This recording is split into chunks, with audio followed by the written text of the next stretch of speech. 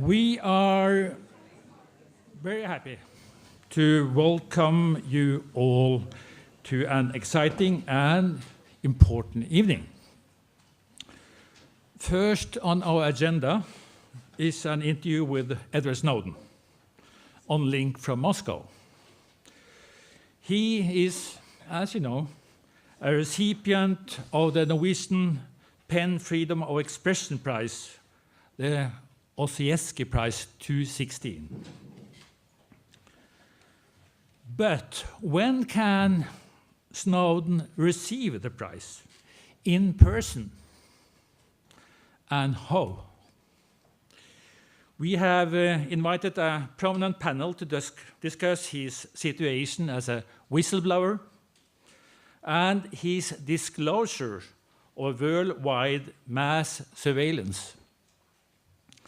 We are also marking the Day of the Imprisoned Writers and focusing on 5 writers who have suffered threats, attacks, and imprisonment. The singer and songwriter Moddi, Paul Moddi Knudsen, will present some of his forbidden songs from his new album Unsongs, relevant to the topic of this evening. The Freedom of Expression Prize by PEN is named after the activist, journalist, editor, and idealist Carl von Ossietzky.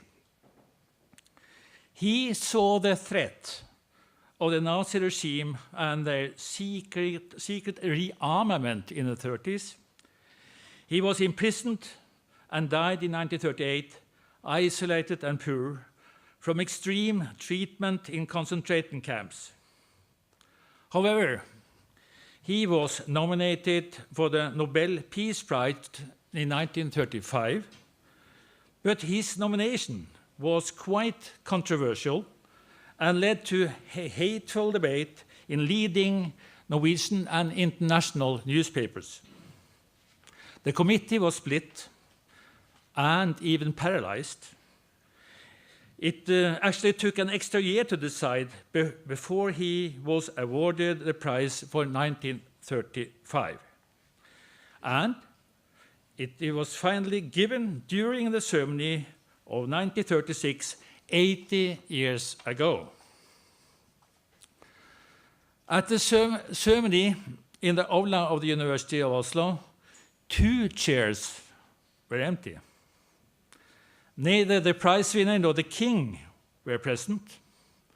Ossietzky forbidden by a furious regime. The king self-censored by the political controversy. By the way, the 80th anniversary of the Ossietzky Nobel Prize is these days celebrated with a fabulous exhibition at the Nobel Peace Center, and we recommend to go and see it. There are more links between the 2 prize winners, Ossietzky and Snowden. Today, they are both given the status of whistleblowers. Both of them were and are pursued by the governments.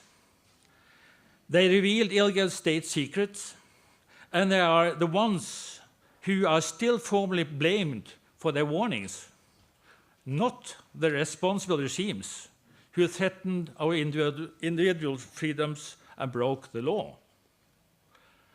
Ossietzky was sentenced to prison and concentration camps. Snowden is so far doomed to asylum in Moscow. If he is extradited to the US, he might be sentenced to a life in prison or even get the death penalty because of the controversial Espionage Act of 1917. We should be reminded that the president-elect in the US recommended in 2013 the strongest punishment for the whistleblowing action of our prize winner. And more might come. Listen to the debate. The lack of term whistleblower in the 30s and its expected legal protection in a modern human society killed Carl von Ossietzky. What might happen to Edward Snowden? as we know, whistleblowers are still being prosecuted and punished. They're thrown into an open landscape of legal coincidence and lotto. So you see, there are sad and good news tonight. The sad fact is that Edward Snowden is not present in person to receive the Ossietzky Prize, as he hoped and planned, at least not yet. We in PEN and all the press organizations in Norway find this extremely provocative and frustrating. The Norwegian authorities, through the Attorney General, have made all the judicial efforts possible to stop him from coming to Norway to receive the prize safely and peacefully. They are desperately trying to reject their lawsuit about the extradition law, a case that could permit his safe presence. So far, they have had success in 2 lower courts. We are all now waiting for the Supreme Court to decide whether they will try the case or not. Why is it so important to have Snowden coming in person to receive the prize?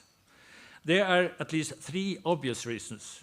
First, through his presence, we want to raise a debate to highlight the importance of the security of whistleblowers.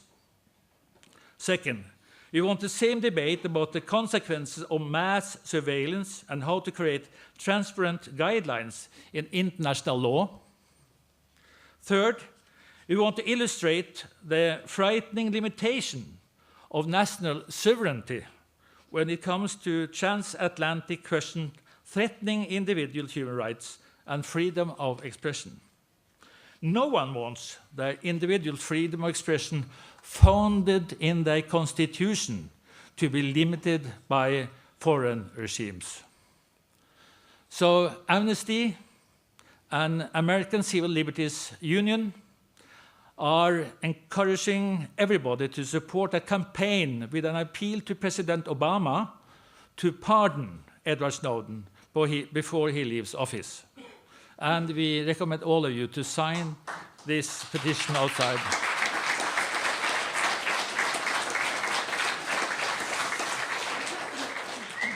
The good news is that Edward Snowden will be with us tonight anyway. He will, as previously mentioned, be interviewed on video link from Moscow in a few minutes. But before he appears on the screen, I would like to welcome our other prominent guests. Alan Rusbridger, the former editor-in-chief of The Guardian, who was the first to publish the secret information released by Snowden. I just stopped there for a second. And these days, principal of Lady Margaret Hall at the University of Oxford. John Crane, former senior official at the Pentagon and famous for his committed work in support of whistleblowers. Both of you are guest of honors. Thank you for coming.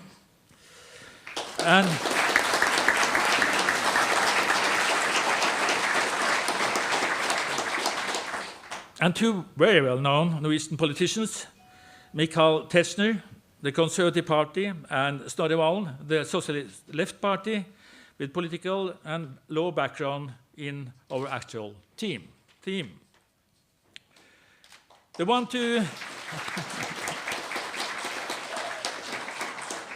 one to conduct our debate and also to interview Edward Snowden is Christian Borch, our former prize-winning foreign correspondent and news anchor in Norwegian broadcasting.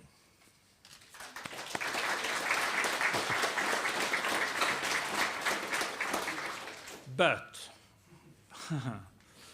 first of all, we are welcoming Edward Snowden on the screen, live from Moscow.